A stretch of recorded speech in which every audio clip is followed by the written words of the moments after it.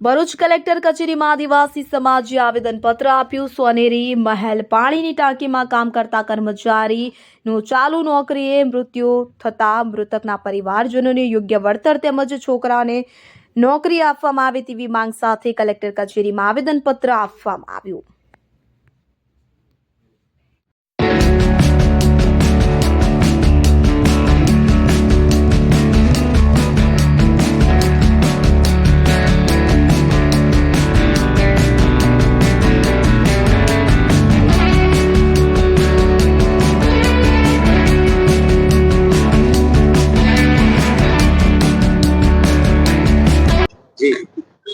આજરોજ અમે મૃતક અમારા કર્મચારી નગરપાલિકાના શંભુભાઈ જયશંકભાઈ વસાવાના માટે અમે અહીંયા રાવ નાખવા માટે આવે છે કલેક્ટર કચેરીએ।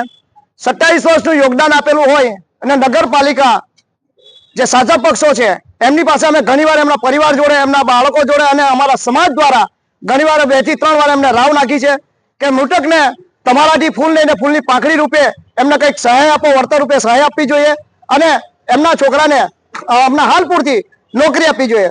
જો તમારે નાલેસી ભર્યો તમારો છુપાવવા માટે તમે જો ચોમાસામાં એક બહારના વ્યક્તિ તરીકે એ ગટરમાં તણાઈ ગયા હતા અને જ્યારે 2 દિવસની સખત રજૂઆત પ્રમાણે એમને જો નોકરી અને વળતર આપેલું હોય તો તમારા માટે શંભુભાઈ વસાવાએ અમારા આદિવાસીએ ત્યાં 27 વર્ષ એમનું લોહી વેરી એમનો પસીનો વેરીને તમને આપેલું હોય તો એમના માટે અમારે ભીખ કેમ માંગવી પડે?